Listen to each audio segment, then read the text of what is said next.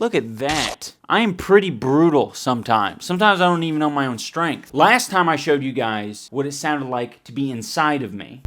Now I'm going to show you guys what it sounds like to get punched by me. Because I've been Googling myself a little bit recently, and I noticed that a lot of people are curious, how hard can iDubbbz punch? It's a very popular search result. It's just a simple lapel mic, but the amount of wind that passes by this is how hard I can punch. You ready? I gotta get in my fighting stance. Do you hear it? Do you hear it? Hopefully you guys heard that. I really don't know my own strength. Okay, so for this episode of iDubbbz Complains, I'm taking issue with what I like to call the joke police. The joke police are a group of people, whether they're on the right or the left, who think that they know what a joke is. No, not a joke to me. If it's not a joke to me, guess what? It ain't a joke. As the famous Ben Shakira once said, jokes don't care about your feelings. These were not jokes. These were statements. Is literally a statement. There is no joke at all. One thing that I tend to hear a lot of is, it's just a statement. I don't think we should act like every joke has to be some sort of knock-knock joke. What's brown, white, and red all over? I don't know. I don't fucking know, because it's not funny. I don't want to try. Another thing we have to watch out for is saying things like, This is sick, man. This is sick, disgusting stuff. It's not even funny. It's just disgusting. I didn't find that humorous. It's just simply repulsive. Now, if that's your genuine reaction to something, that's fine. That's your reaction. But if you're a critic, a writer, someone who has to form valued opinions that people want to share online, then you need to put a little bit more effort into your critiques.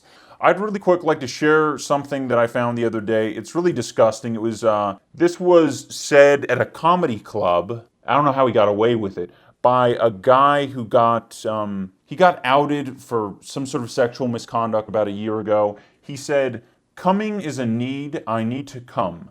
The first time I came, I was 12 and I haven't skipped a day since." Is that not the most disgusting, unfunny shit you've ever heard?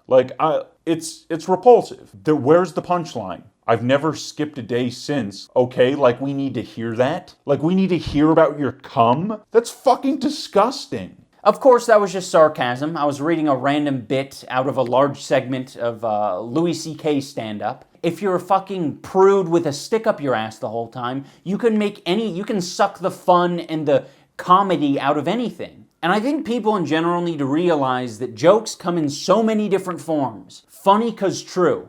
Funny because you made a funny face. Funny because I'm a bit depraved. Funny because you farted. Funny because I want to laugh because I'm in a good mood. Funny because I wrote it at 1 a.m. and I somehow think that everything I say at 1 a.m. is a whole lot funnier than it is at 2 p.m. the next day when I'm re-looking at it. There's some shows out there like Big Bang Theory that cast a very large net. And then you got something like Rick and Morty. And they cast a slightly smaller net, but it still nets a lot of people. You just have to have a slightly higher IQ to understand the humor.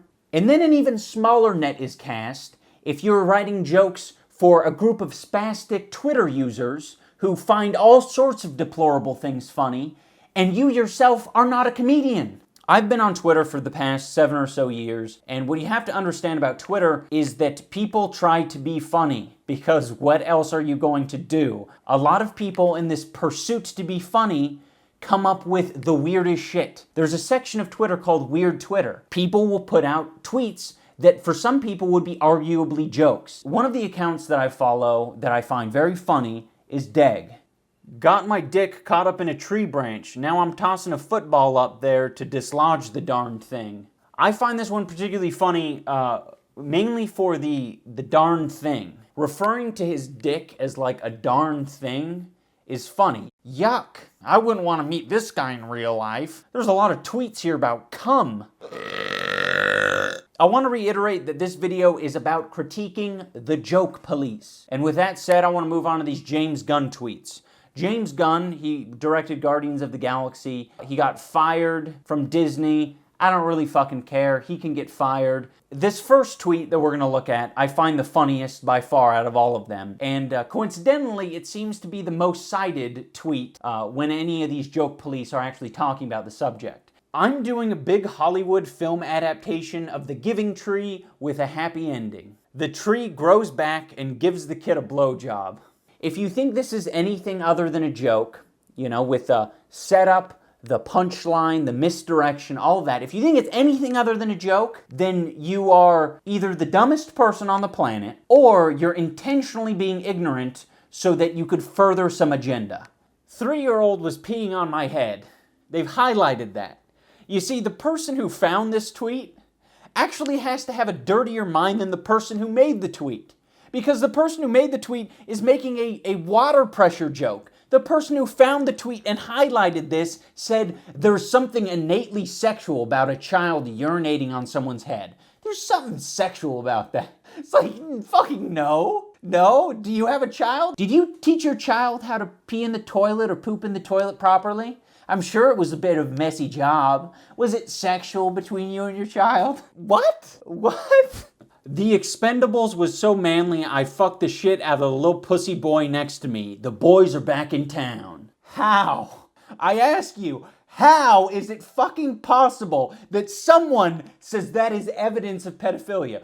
No, Ian, it's not just that, dude. It's that one and the one about the giving tree, and it's the one about the 3-year-old peeing on his head, which was a water pressure joke. It's all of them together. Connect the dots, man. Are you stupid? I hate this shit. We need internet and website historians, people who keep track of how Twitter works, how it's worked in the past, how people use the website. The first thing we're going to look at are these 2 tweets that have RT in front of the tweet. The RT stands for retweet, and how retweets worked back in 2009, which is when both these tweets were made. It wouldn't copy the person's exact tweet, or it would be a quote tweet, and it would have RT in front of it, so you know that it was a retweet of the person then aforementioned. I don't know if that's the correct use of aforementioned, probably. So when he said, I like it when boys touch me in my silly place, shh, what he's doing is he's playing a prank on what I assume would be his friend. This is a tweet that my friend made. Haha, look at it, pranked. Same thing with this one down here. I actually saw comments of people saying, oh my god, you see that part? He mentioned something about NAMBLA. Do you know what that shit is? That Man-Boy Love Association. Holy crap, this guy in deep. It's like, no. The point is that he's making it look like this other person is a member of NAMBLA. The reason this whole retweet prank thing sort of stood out to me is I remembered that I pulled pranks like this on Twitter during that era. If you liked a video on YouTube, it would send a tweet out saying, I liked a video from so-and-so, and put the title there and the link. So I would tweet out something like, I liked a YouTube video from @TheFineBros.